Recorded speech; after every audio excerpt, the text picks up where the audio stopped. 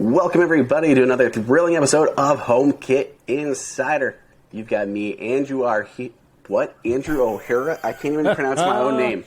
O'Hara? It's off to a great start. That's you got right. me, Andrew O'Hara. That's and it. my pal Stephen O'Hara. It's Stephen Robles, baby, dude. You're the Swedish chef now, the Muppet. Oh, man, I love the Swedish chef. He is one of my favorites. So good. I'm in a new space today, Andrew. I have moved. Are you? This is the new space. I know, and I'm glad we cleared up before the taping that it was the new space, not the nude space. I was trying to enunciate. I don't know why you thought I said nude. I knew you were. I was really trying to make sure I pointed it out. No, not the nude space. So, yeah, I in kind of a little studio here, a little mini studio, and I don't know if you see behind me, I have an Eve flare right there on a shelf. So, got that Eve flare going. There's also a color on the wall back there, which we can talk about this in a second. I got some Hue lights. This is the Hue Play, I think. They're like the small bars. So I got a couple of those. And, got some other lights here, but also have some MotionBlinds I want to talk about later in the show for the studio. Blackout shades. Yeah. So a lot of fun. It was a lot of fun stuff to talk about. I also have many thoughts about HomePods. You know what I want to do later, Andrew? Listen, some people compare how much money they have.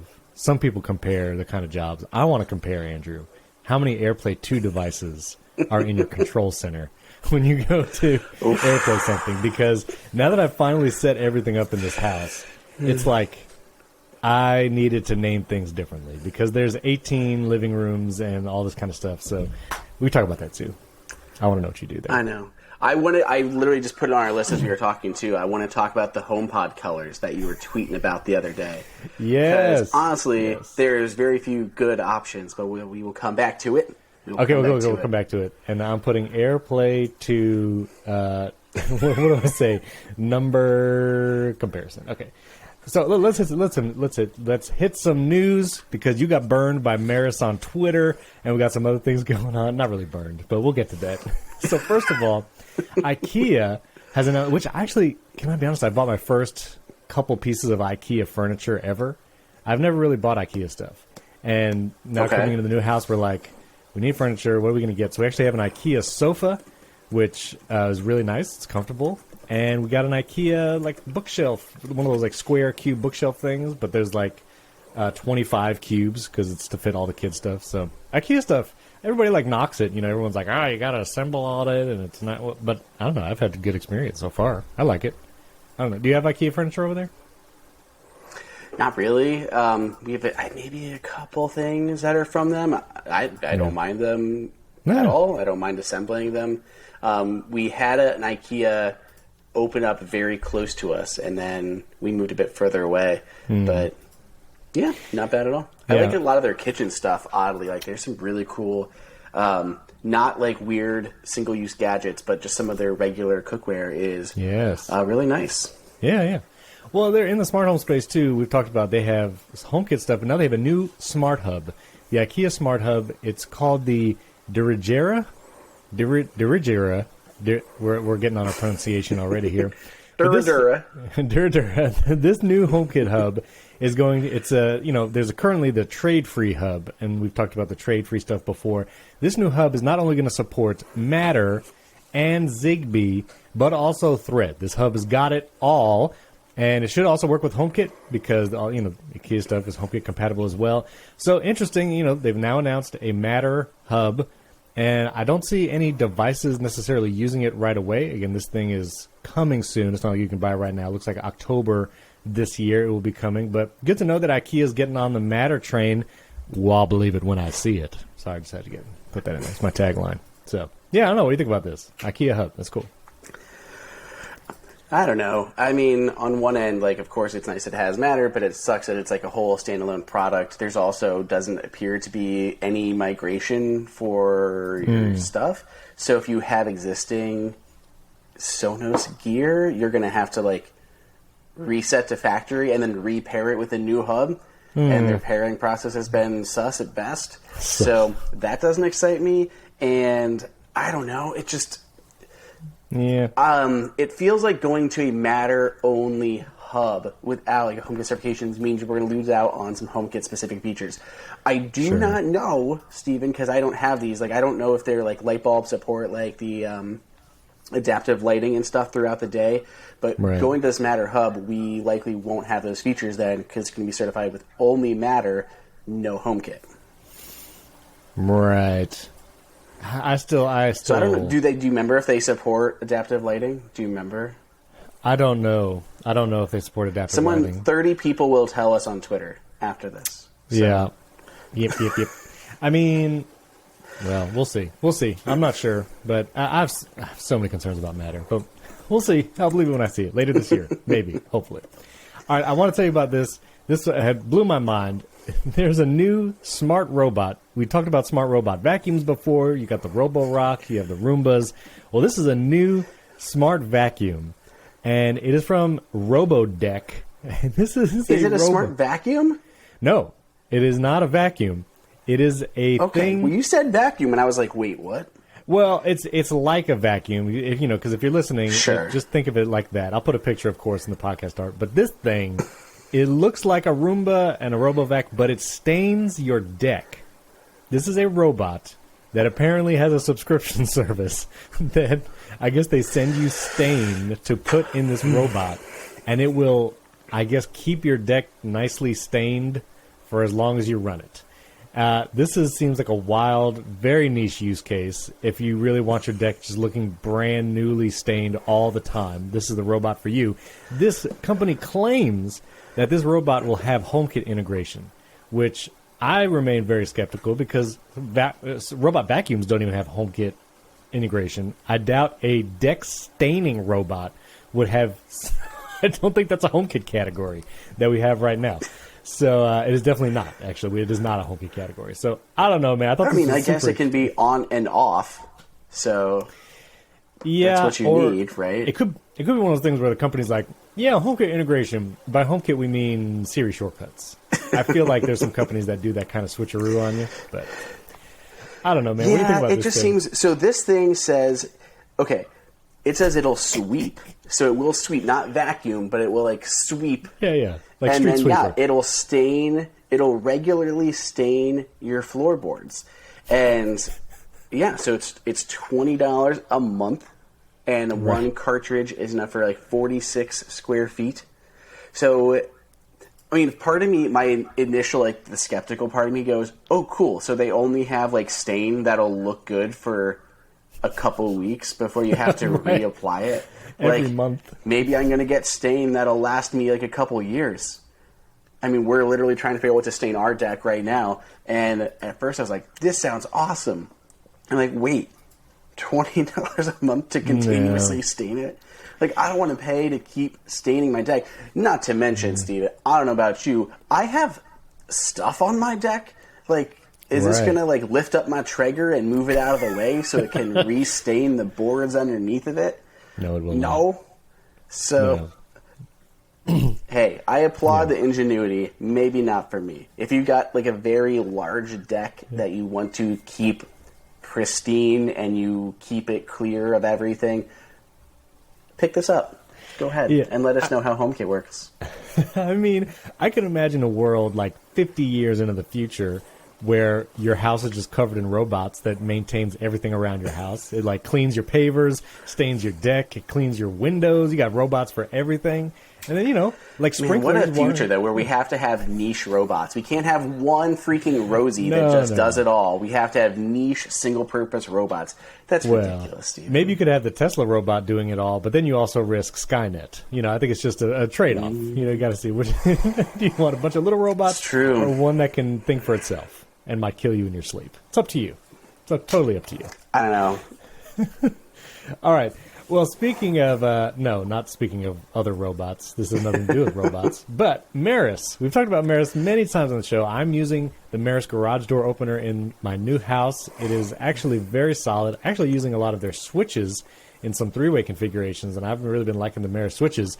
But people were asking us, like on Twitter, and in the last show, we were asking about water leak sensors and smoke detectors that are battery-powered and don't require a hub and all this. Well, Meross actually started chiming in, and I think they replied to your tweet and then Chris on Twitter, and they were like, well, actually, we do have HomeKit water leak sensors and smoke detectors. They do require a hub, which I was not aware that Meross even had a hub because their switches... That was new. Yeah. That was fairly new, and I knew about that. The part that I was told by another HomeKit manufacturer of smoke detectors that Apple did not allow smoke detectors in HomeKit to communicate through a hub because it's a critical device. Emergency type, yeah. Emergency, yeah. You don't want a second fail point in communicating with you. Now, Apple has changed things in the background to, lax rules over time. So I can definitely see how they could have changed this since that was an unofficial rule. But I don't know. It's like one of those things where Apple says it, but is never officially published. Just like cameras, you can't have a battery powered HomeKit secure video camera. They all have to either you can't have a wireless one without a hub. Yeah. So I don't know. But yeah, so they do have a smoke detector that does use a hub. Not available in the US, just EU, UK. So Still nothing for the US users. So still in the US, there's no options there. But yeah, they do have them with a hub in other parts of the world. Yep. And then they also have their water leak sensor, which you can get here in the US, which also uses the hub. It is larger than the Aqara water leak sensor. I'm looking at it right now. Not too big, but it's like a dome. It looks like a dome. So it's bigger than some of the other Fabaro and Aqara ones you can get. But I didn't know this was a thing. It also works with HomeKit again when you get the hub, and the hub can control up to 16 devices, sensors, detectors, all that kind of stuff. So yeah, listen, it was news to me. Meross has hubs and smoke detectors and water leak sensors. So there you go. Links and show notes to that stuff. Very cool. And where'd my notes go? Here we go. That was that. Where did your notes go? Yeah, where did my notes go? Okay. You know what? I want to talk about a bunch of different things around the house. New HomeKit devices, now that we're all settled. Been wearing Amazon out. I literally have multiple Amazon people come to my door every day, and they're like, who are you? What are you doing here? And no, they're very happy. Actually, I never talk to them. They just drop the packages off. But anyway, before we get into all that, let's thank our friends at Kolide. The transition. Just love how each part of the story was less and less real. They're like, what are you doing here? Just kidding. They're very happy. Just kidding. I don't talk to them. Just kidding. They don't exist. I've never said a word to them.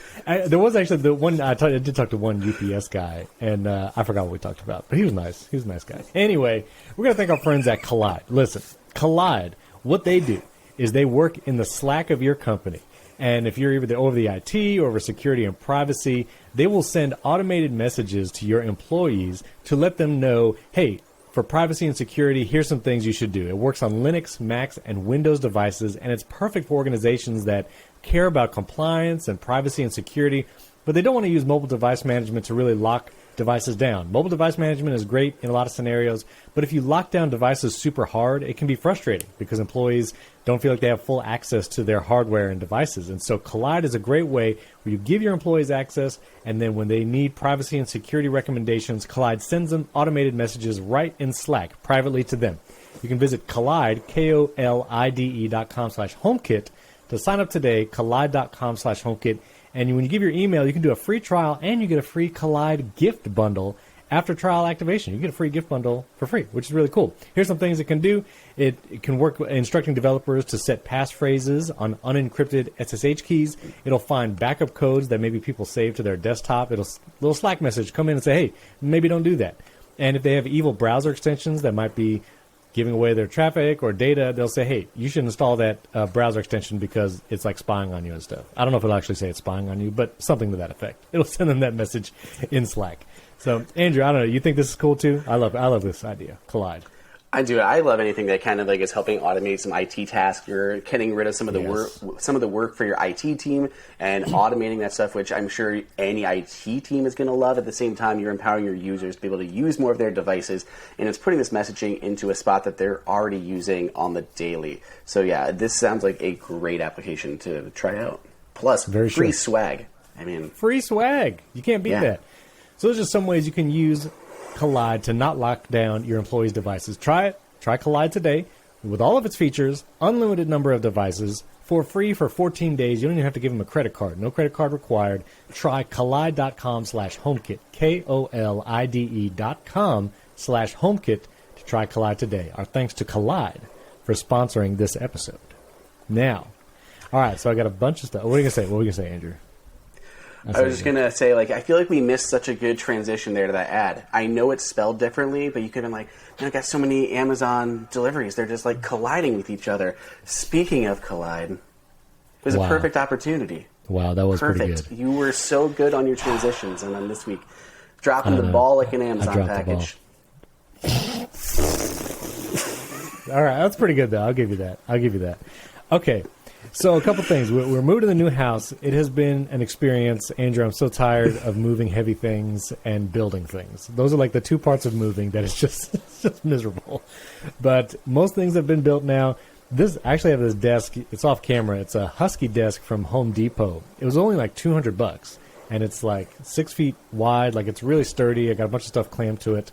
Almost killed me trying to build this thing because like some of the pieces were like slightly bent. And so I had to like pull with all of my might while my wife was like screwing something in real quick before I let it go. Like, it was ridiculous. But anyway, we're here. I got a bunch of HomeKit devices set up my old stuff, got a bunch of new stuff.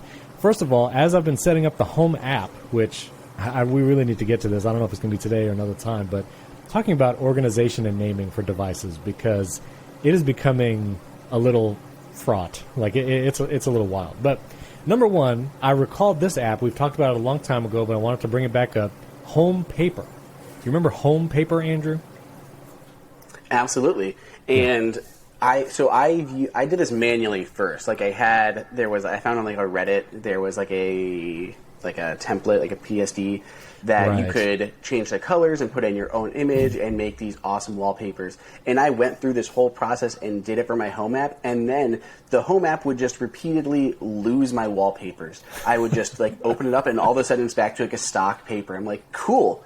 I'm glad I spent all that time on that. And then I gotta like find the files again, and then they don't sync across. So if they're like on my iPhone, they won't show up on my Mac, and fun things like that. So it's wild. I love the idea of doing it manually or using HomePaper that automates creating them. But if the Home app could kind of get its stuff together and maybe not lose things, that'd be great. Are they supposed to sync across apps, your wallpapers? I don't know. I don't think so. I read somewhere that they don't sync, but I think it's stupid that it doesn't sync from device to device.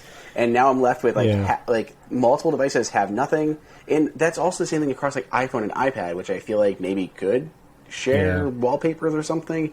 I don't know. That's true. But it's a mess. True. And the fact that even if they lose them every time I open the app on my iPhone, sometimes I'm just stuck at stock wallpapers, and other times I have my actual ones. What's the point of wasting all the time designing them and changing them to have the Home app just poof it out of existence? Right. So tell me, how much time did you spend working on it? Well, that's all the Home app's fault. That is not HomePaper's fault. HomePaper does a great job. This is what the app looks like. You basically just choose a photo from your home, and you can choose the color gradient, and then use this as the wallpaper for each room. And if you didn't know, in the Home app, you can set a different wallpaper for each room. And this is kind of my home main screen. I used one of the HomePaper pictures to do that. Used a picture of the house right there.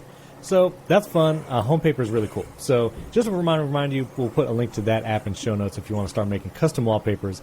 I've only had mine for a couple days, so I'll let you know if it disappears by next week. But that's there. Okay. Cool. Secondly, a new device, which is just off camera. I'll put a link to the tweet where I did the hey dingus and moved up and down. I got Eve MotionBlinds. I bought them from Select Blinds. And you measure your window yourself, which I measure 3 times, cut once or whatever, right? And so I measured it multiple times and ordered it and got them in. I got the Blackout shades. So these are HomeKit Eve shades, no hub required. Got the Blackout version. They came with these little strips that go on either side to block out all light. And actually, here's your cue. Go to youtube.com/HomeKit Insider, because at this point I'm going to show you what it looks like as it opens. At least you'll see the light come in from the side. So here I'm going to... Oh, I leave it at 1% open because they were a little long. So while this thing opens, okay, you might hear it now. You can set your open length and your closed length. Yeah, I'm going to talk about that in a second, okay? So the shade is going up. It's going up. It's going up. You might see the light changing a little bit. It takes about 30 seconds to go from bottom to top. So now you have some natural light coming in because the shade is open. See that? Look at that. Natural light. YouTube.com/HomeKit Insider if you want to see that. So now it's open. So it's about 30 seconds. It opens all the way, and now I'm going to close it again. But very cool. Installation was... Sorry, do you hear that? Do you hear the shade actually running in the background? Yes, for sure. Well, people asked, is it loud? So I'm going to leave this in. Because, yeah. There you go. Here? Okay, anyway. Installation was very easy. I never installed shades before, so I was a little concerned. But they make it super simple. You screw in 2 brackets. I did it on the inside of the window frame.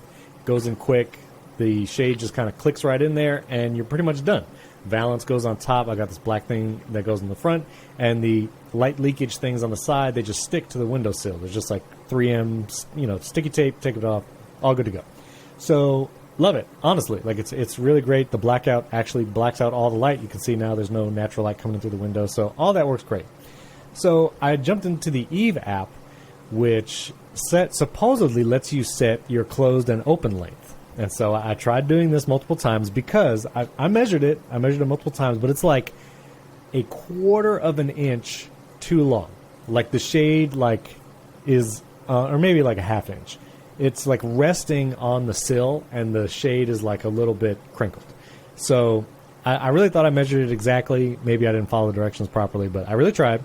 But that's okay. I mean, it's barely noticeable, and I have a bunch of scenes set up right now where it just stays open at 1% because that's the perfect length. So like you said, supposedly you can go in to your shade settings in the Eve app, and I can go to Blackout Shade, I go to the settings thing, and positions. So this is the part of the app that Andrew's talking about. So you can set your bottom position, your top position, and your favorite position. So I'm going to do this now live on camera so you can see. So I'm going to go to the bottom position. Oh, move your blind to the lowest position you'd like to use. Okay, tapping. It's not moving. It's like low, crash. That's it. And it never lets me set the bottom position. So that's been my experience setting the bottom position. You can do that manually on the shades themselves without the app. Oh, how do you do that? Oh, I don't remember off the top of my head. Oh, okay. But it's possible. Pull up the manual on Eve's site. You can manually, using like the pull thing or the buttons or whatever, you can manually do it. Okay.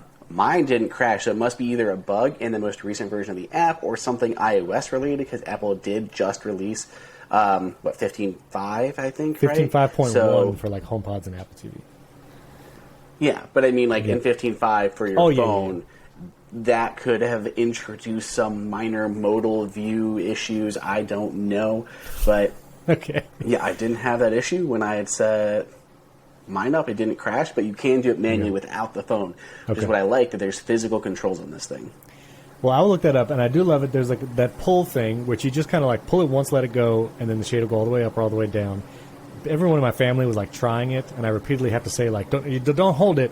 Don't hold it down. You just pull it down once, let it go. Just pull it down once, let it go. Because everyone kind of was in the habit of like feeling like they needed to hold it until it went all the way up or came all the way down. So that was a little bit of training there. I do like how they hide the HomeKit code in the little the thing there. Pull tab thing. The little cylinder. Yeah, that's pretty cool. So anyway, I will look up the manual setting and try and do that. But otherwise, installation very easy.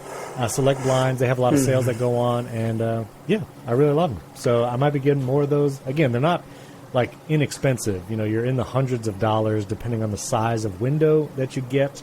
So you kind of have to pick and choose. Like, I'm not doing this on all my windows. But I do like it. It's really cool. My first automated shade, HomeKit. And it's a part of all my scenes. It's really cool. So anyway, I really like it. Now, did you put in there the Eve cam update? Was that you? All caps? Yeah. I have the outdoor cam installed, Steven. Okay. Yeah.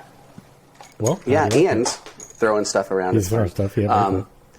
Beyond that, I also wanted to do a minor update to what we had talked about with the can you mount it upside down part. Oh, yeah. So Eve reached out, and they're like, great idea, don't do it. Mainly because there's a waterproofing issue. When you turn it upside down, it would allow ingress of water to like the bottom of the camera, and you're not going to have a great time. So I think they're kind of thinking on it, but they are not planning to introduce that flipped video version that we had hoped about, because the camera cannot go upside down or water can get in it. Right. So keep that in mind. Right now, at least, that's kind of where we're at. But I also want to show you, Steven, so you can see a little bit. So this is my Eve outdoor camera at night. Ready? Nice. Eve outdoor camera at night. And then quick compare, Steven. There's the Arlo that I have right next to it. So that's the floodlight cam. Not a huge difference in terms of night quality. I feel like the Arlo is maybe a little bit sharper, a little bit more contrast, but if you look super deep into the background, like into the camera focus, the deep background where like Bigfoot lives, yeah. I'm like, of course that pulls up. Yeah, your phone froze. It's too dark on the Arlo. The Arlo, that's the chicken coop back there. You can't really see it. Oh, you got a Slack. Slack messages always, perpetually. So yeah, that's the dark mode one. And then I have, you can barely even tell the difference between like the daylight mode ones. So I think they're pretty comparable. The difference is going to be that the Arlo is like a 2K camera, but HomeKit's only 1080p. So in HomeKit, the Arlo looks the same. If I jump into the Arlo app and I live stream it there, I can get that higher resolution video, and it does look better than the Eve. The other thing with the Arlo that way is you can do that like the zoom in part, because it has a higher resolution. When it sees motion or a person, it can actually zoom in on their face and like track them and record that. So I think that's really useful to have, and you can even get like the animated notifications that way. So I'm up in the air kind of, because at least the Eve has the HomeKit secure video and all of that. If you're going all in on HomeKit, that's nice, but you still get higher resolution with non-HomeKit secure video cameras. So let's hope dub. Maybe. Got that higher resolution HomeKit. You need a hub for the Arlo to be in the Home app, right? You still got to get the hub, yeah. I think so, yeah. Yeah. So I actually have one of those Eve cams coming as well, and so I'm going to be replacing one of my floodlights on the outside. So we'll let you know. But it looks cool. Looks good. Glad we got that option out there. Very cool. Yeah, pretty easy install. A lot of little pieces. Yeah. But it was easy to install. Okay. Well, it's good to know. All right. Second thing or fifth, I don't even know where we're at. On the new house. 30th thing. 30th thing. So I'm a Sonos guy now. I got a Sonos Arc set up in a main living room, and then I also got a Sonos Beam in a bedroom. So I did the Sonos Beam there, and got the under TV mounts for both of those. Both the Arc and the Beam you can get a Sanus. You can buy it directly from Sonos. Best Buy had them as well. But it mounts, basically you screw the speaker mount onto the TV, and then you do the actual wall bracket on top of it. And so there's the speaker thing. You can adjust the height even after you install it. And the Beam sits on this little shelf. You screw it into the shelf. The Arc is kind of the same way. And I really like it because it's just mounted under the TV. It's not having to rest on anywhere. I didn't have to mount it on the wall separately from the TV. It just hangs right below it. So really cool. I love those under TV mounts. I will say both sound really good. I don't have any subs yet, and I'm probably going to wait for that mini sub because I just could not spend $800 on a sub. I know it sounds amazing, But I have a sneaking suspicion that 200-something Sonos Sub Mini is also going to sound very, very good. So I think I'm going to wait because I'm probably going to get one to pair with each of those. So really like the Sonos, especially the Beam in a bedroom with the eARC or the ARC, the audio return channel connection. Like, love all that. Works great as an AirPlay 2 speaker. My one thing is, and we talked about this the other week, how Sonos is going to have their own voice assistant coming soon, separate from. Well, can you say Siri without saying the hey part? Yes, you just can't put that part in front of it. Yeah, you can say the word Siri. So I can say Siri, hey, but not opposite. Is that right? Yes, technically. Okay. Well, here's the thing. My bedroom, I actually have HomePod minis in the master bath right off the bedroom because we like listen to music in the bathroom sometimes, and those are great. But when I want to do a Siri command, sometimes they're a little too far away and tucked away where it doesn't hear accurately. And so I wanted to have a Siri device in the actual bedroom.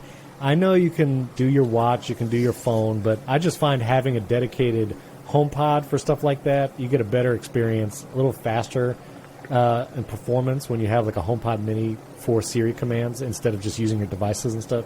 So I wanted something like that in the bedroom, and I'm like, this Sonos Beam is right there on the wall. Like, it's right there. I wish I could ask it to play music with Siri. I wish I could just give it Siri commands like my Ecobee thermostat.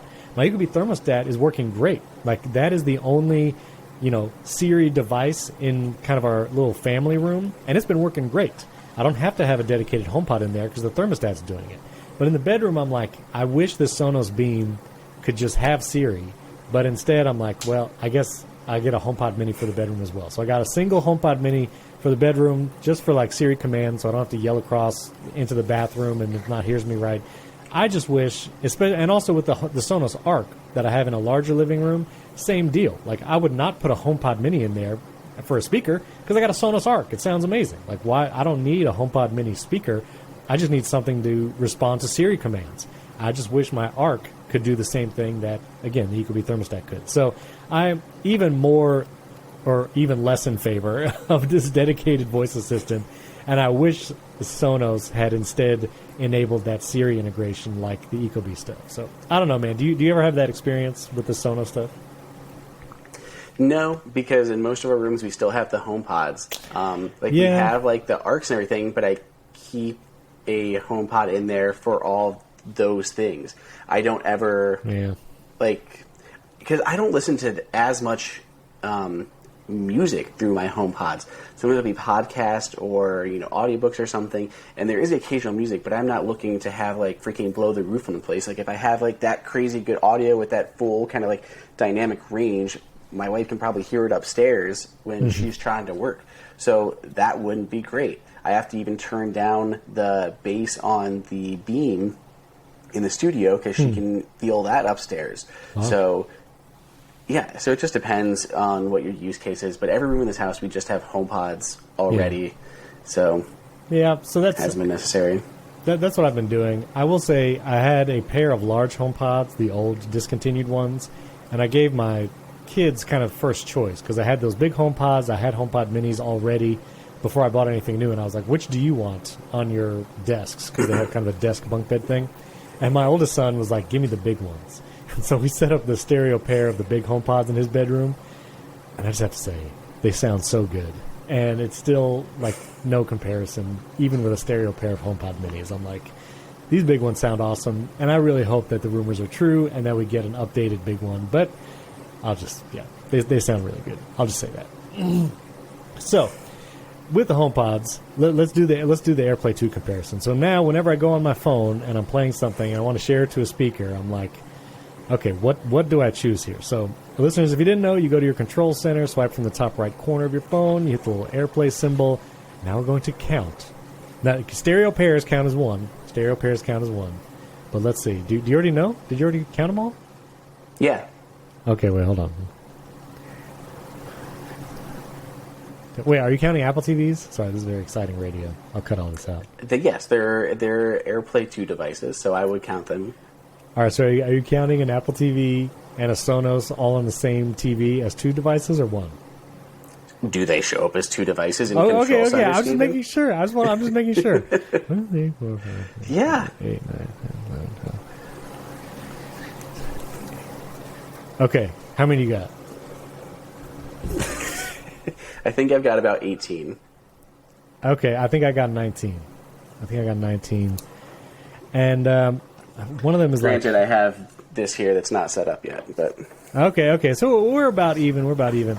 I guess 2 of those are actual LG TVs, which, let me ask you this. Okay, well, let me ask you 2 questions. Number 1, how do you name, let's say you have an Apple TV with a Sonos Arc and a HomePod, all in the same room. Like you say you have those in different rooms. Let's say they're all in your living room. How do you name those 3 devices? The Apple TV, the Sonos speaker, and the HomePod mini. What do you name them?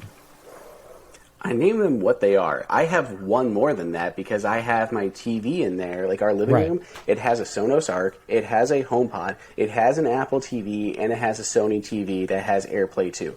So all of them have AirPlay on them. So I have like the living room TV, I have my living room Apple TV, I have my living room Arc, I have my living room HomePod mini. And when you cast something using your voice, I can just say I'm like, send audio to, or play on living room Apple TV, play on living room TV, play on living room HomePod mini, and it routes correctly. So you keep the name of the speaker as the name. You don't put like speaker. Because like I have living room Apple TV, living room speaker for the Arc. Because other people in my family might not know what the Arc is. So I was trying to keep it kind of generic. I mean, I guess, but yeah, you have your issue there being too generic of when you have multiple speakers.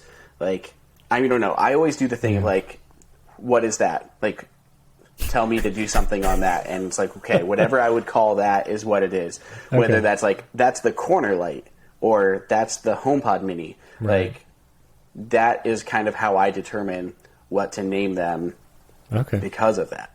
But I mean, it gets wild with how many, in a HomeKit, or at least the Control Center makes it a little bit easy because it does identify your stuff by icon too. So like when you're looking in Control Center, you see a HomePod mini, you see an Apple TV, you see a TV, you see a speaker icon. It at least helps differentiate that way a little bit. Like it doesn't show like a sound bar. But for like Apple devices, it does show what they are. Yeah, that is very helpful. And so I kind of rely on that more for at a glance, just kind of glancing at it. So that was the naming part. I was going to ask you something else. Oh, supposedly I got a new LG TV for one of the rooms, and supposedly it has HomeKit. It said HomeKit on the box. I cannot for the life of me figure out how to get it into HomeKit. Is that legit? Like, is it actually HomeKit? Like, can I scan a code and get it into the Home app?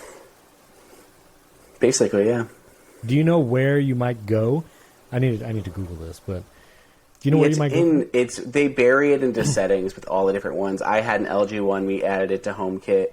Basically, it just, you dig into settings, and sometimes it'll be in, like, system settings or, like, smart. Like, I don't know what it is on the LG WebOS ones, but we did have that before, and it adds to HomeKit. You can change the input, you can change the volume, you can change power state, channel, that kind of stuff. Okay, all right. Well, last couple things, and then, home stuff on the Mac. So here now, my studio, I have a bunch of scenes for filming, for podcasting, all this kind of stuff, and I wanted quick access to run those scenes. I could just have the Home app open and click them there, but I was looking, and I remember there's some apps to get that stuff in the menu bar where you can just quick run scenes. You have Scenecuts. You also have HomeControl menu. Those are 2 different apps. I'll put those in the show notes. Andrew, do you run any of those utilities to actually run like scenes from your menu bar? No. Yeah, that's where I am too. I had them, and they're cool, and they put them in the menu bar, but for whatever reason, they seem to take forever to actually run. Like, I would run a scene from that menu bar, and like one light would turn on, and then literally 10 seconds later, one other light would turn on, and then 3 minutes later, my shade would go up. And like when I click the scene in the Home app, it all happens immediately. It's very quick. So I'm not sure what that kind of delay is. I don't know if it's an app thing or if it's some kind of weird home integration thing because it has to access the home data. Third-party apps don't have the same whatever, but I don't know. I thought that was weird. Have you ever had that experience, like kind of slow third-party scene stuff? No, I honestly just I use it in Control Center more often than not. Like you start doing it semi-regularly based on location and time and stuff, and all of a sudden it just starts showing up in Control Center, and it just feels like magic. It's like, how did you know that I wanted to close my blinds right now? Like, oh, because I film at this time every day, and it was close the shades. So stuff like that just shows up, and to me, that's just faster. Just like swipe, tap, done from my phone versus even using the menu bar on my Mac. Because it happens for me. I'm like walking around, like I'm not necessarily sitting in front of my computer every second. Like half the time I'm already like up in position my camera, like, oh, I gotta turn the lights off. Why do I gotta go back to my computer to change stuff? Just tap, done. Yeah. Okay. And then last question, because I did get a couple of new HomePod minis, and for the first time, I went with the white ones. I'd always gotten black HomePods, the big ones, the small ones, and never got any colors or the white ones. And so I'm like, you know what? I'm going to get some white HomePod minis. Andrew has rolled something in front of himself. And I just have to say, the white HomePod minis look great. And I love the white HomePod minis. And I think forever going forward, I think I'm going to just get white ones because they look really good. What do you think about white versus black HomePods? I think both choices are terrible, and no one should buy white or black HomePods. Let me tell you why. The black ones gather dust and stuff like crazy. They look so dingy and dirty, and Apple's like woven texture on that side, it like traps the dirt in like a freaking Swiffer. And no matter how much like I vacuum them or try to dust with something, it ain't coming off. They just look dirty to me. And then you've got the white ones, and as our friend Mike Worthley pointed out, they get dirty like no other because they will trap everything. And now, Steven, I did not do this to this one. Okay. But this is the white HomePod I have that's AppleInsider's. Ooh. This is just after... This is how I got it from an ex-employee. I know. And I have my HomePod, which is like around the corner, and it like sat far away on like an island. Nothing ever spilled on it, and it still has like stains and dirt. And I'm like, I don't understand how you change color. So the white ones, they look incredibly gross. And after like this, I was like, I'm never buying a white HomePod again. What is that stain, Andrew? Did you like dip it in coffee? No one knows. What did I say? I told you I got this from an old, no longer current AppleInsider employee, and this is how it showed up to me. Cool. And they claim they didn't spill anything on it, but this is how it exists. Oh, that is gross. Listeners, you have to go and just see this visual. Andrew, maybe you can send me a picture of that so I can put it as the chapter art, but that is gross. I will say the dark navy blue looks fantastic. It's just off of dark enough that it does not show dust and everything nearly as much. Also, not going to show those stains. This lovely orange. I am in love with this orange HomePod mini. I just got this one. I really, really like it. It's not dark enough that's going to show stuff. It's not light enough that's going to show stuff. These colors, the orange and the blue, that's what everyone should be buying, in my opinion, based on owning so many HomePods, because the others are just going to show so much stuff, whether it's the dust or it's going to show dirt. Wes even pointed out, like, his mom, like, smokes, and hers looks grimy because it sucked in the smoke. So if you have it in your house, like, even near your kitchen, all your kitchen fumes and stuff are going to coat your HomePod. Yeah. Ugh. Orange, blue, the only two colors that people should buy. I mean, the orange one is just so bright of a color. Yeah. And it just doesn't go with all decor. But the navy blue, I think, might be a solid choice. The navy blue, I feel like, is neutral enough that, okay, I might go with that one. Man, that was gross. I like the orange just because it's fun. Like I like the pop of color, and I like there's reasons that they have them. There's a yellow too, but I think I've not had the yellow. I think it's probably more likely to show stains, kind of like the white one is, but not as bad. So the yellow is appropriate too, but I think the orange is a little bit more suitable for more people than the yellow is, because it's kind of just a warm color. So I think it's more suited for more homes, but the navy blue, that's where it's at. Wow. Whew, I'm going to have to recover from seeing that white HomePod. That thing was rough. I did a video. I guess we should have talked about that. I did a video on like those new HomePod rumors. Right. Which I guess should have been like news for this show about smart homes and stuff. So glad we just skipped that at the beginning of the show. I mentioned it. I said I hope the rumors are true. But yeah. That's barely. But don't say what the rumors are. What are the rumors? Yeah, what are the rumors? Okay, so there's basically two kind of prevailing theories out there from Bloomberg and Kuo. Ming-Chi Kuo just said that a new HomePod is coming later in 2023 or Q4 of 2022 or Q1 of 2023. So end of this year, beginning of next year. But Kuo does say that there is little to no hardware changes, and that could mean a variety of things. It could mean an updated HomePod Mini that is effectively like the same hardware, but it could come with like some minor changes, whether it's like just a spec bump for the processor or something like that, or enabling some of those extra radios that we'd kind of heard about that Apple is looking at.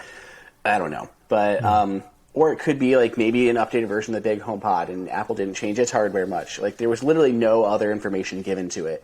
Then we have Bloomberg, who's out there saying, hey, Apple's next smart speaker, so the next one they release, is going to be a combination device of an Apple TV, a smart speaker, HomePod, and a FaceTime device. So basically kind of like an Apple soundbar with a FaceTime camera built into it. Is that going to happen either? I don't know, but those are like the two rumors saying what Apple's going to do next, and they're competing with each other because one, no hardware changes, entirely new hardware change. So I don't know which is which, but it sounds like at least in some way a new HomePod is coming later this year or early next year. Or it could be both. Updated HomePod Mini and new HomePod. It could be both. But I just want the smart display. It's not even either of those. I just want the smart display. Honestly, now that I'm in the studio, I had one large HomePod that I didn't really have a place for, and so I stuck it in here just because. Let me just put it in here. I would love for that thing to have a screen where I could, trigger home scenes just on that screen. Just boom, boom, and do it right there. I also play music and have it sound good. Like, I would love that kind of thing. I like seeing like the album art and stuff. Like Apple does such cool animation with the album art and the background colors. So I would love if you were playing something, you'd see the album art that was going on, as well as like maybe the ability to see like the up next queue, so you know what's coming, or the ability to do like basic searches and like conversions and stuff and see it on screen. The stuff that the other smart speaker displays are already doing. I would just love that, along with, like you said, the HomeKit scenes, so I can just have like a dashboard with that room and toggle those scenes or accessories real quick. Yeah, that would be cool. All right, well, listeners, go to Twitter, tweet at Andrew and myself, what is the best HomePod color? We want to hear from you. We already discussed this. It's already been decided. I want to know that I might seriously regret this. But if listeners out there, if you have a super gross white HomePod, tweet us a picture of it. I want to see it. I want to see the horrible HomePod. Scare Steven into returning that thing. I did put one in the kitchen too, and I'm like, that thing's going to be nasty. Anyway, tweet at us. Tweet me the nasty pictures. I'd like to know. Okay. One listener question before we go. This is from Limo Knows on Twitter. When Matter is officially released, will Apple lock out devices like HomeBridge? HomeBridge meaning that technology you can run on a Mac or Raspberry Pi, get some non-official HomeKit devices into the Home app. My initial reaction is, I think even if Apple tries, the hacker or the developer community will find a way to get home stuff back into the app. I think Apple does fly a warning when you try to add non-supported HomeKit devices through HomeBridge. I just did this recently. I set up my Logitech Harmony Bridge again, even though it's discontinued because that LG TV or whatever is acting funny. So, it sends out this warning, says this isn't an official HomeKit device, may not work properly. Do you still want to add it? and they let you add it. I don't think Apple's going to take that away, even with Matter support. It's kind of two different things. If Apple hasn't taken away HomeBridge support by now, I don't think adding Matter is going to matter. But that's just what I think. What do you think, Andrew? No, this won't happen. It's nothing to worry about at all. Not only is it like technically impossible, because the way that HomeBridge works is it's showing up as not an official, but like an actual HomeKit hub. Right. And Apple has no way to discern this from other hubs. Then the magic is happening behind that, where Apple or the HomeBridge is taking these characteristics exposed by the devices themselves and pairing them with the official HomeKit command. So for like robotic vacuums that put into HomeKit, they're taking like the vacuum house command and then tying that to on and off. So it's effectively like the same thing, and that's in HomeKit, and then you'll see it show up as a switch to turn your vacuum cleaner on or off. But as far as like HomeKit is concerned, all they're seeing is a hub show up in the app. So and the accessories that are connected to it. So there's nothing for them to block if they wanted to, but on top of that, they're not going to do it because Apple loves HomeBridge. There's nothing for Apple to dislike about HomeBridge, and in fact, it gives them more insight into what people want in creative uses for HomeKit and the smart home. Apple has put more into actually supporting HomeBridge because now they allow people to create HomeKit devices in their houses and add them to the Home app. Like you can literally make your own HomeKit devices, and Apple has like enabled this as a feature of HomeKit, so that people can test or build or design their own smart home devices for their own needs in their own home. So they basically enabled this community, and it's not going away. Okay. Well, there you go. So, no, we don't have to worry about HomeBridge going away. I think it's here to stay. I'm not going to rhyme again. So, send us pictures of your nastiest HomePod Mini. Tweet at Andrew and myself. Twitter handles are in the show notes. Definitely watch this episode and future episodes at youtube.com/HomeKit Insider. You can subscribe there. And if you haven't yet, we'd appreciate a 5-star rating and review in Apple Podcasts. Oh my goodness, did I forget to do shout-outs? We actually had multiple 5-star reviews last week. Alan D. from Canada, Mimonek from Germany, D. Cornish721 from the USA, Cloverlay from USA, and Browns1709. All 5-star reviews. Pow! I just punched the camera on YouTube, so there you go. But anyway, fun show. Well, let us know if you have questions about setups or home stuff, all of that. Tweet at all of us. Thanks for tuning in. We'll catch you next time.